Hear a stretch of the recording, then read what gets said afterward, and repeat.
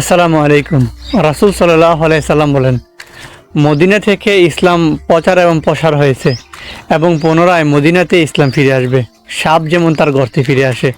সহিহ বুখারী হাদিস নম্বর 1876।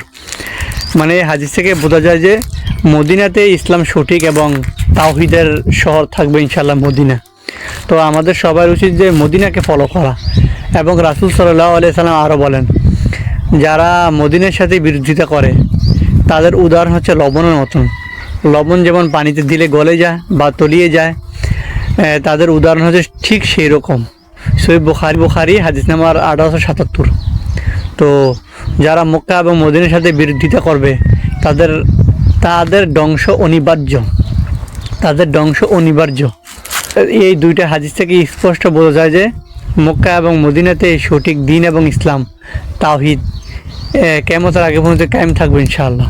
তো আমাদের সমস্ত মানুষের উচিত মক্কা এবং মদিনাকে অনুসরণ এবং অনুকরণ করা। অন্যকে অনুসরণ বা অনুকরণ করলে ক্ষতিগ্রস্ত হওয়ার সম্ভাবনা থেকেই যায়। আপনি যদি মক্কা এবং মদিনাকে অনুসরণ করেন, আপনি সঠিক দ্বীন এবং ইসলামে থাকবেন। এই দুইটা হাদিস থেকে এইটাই বোঝা যায়।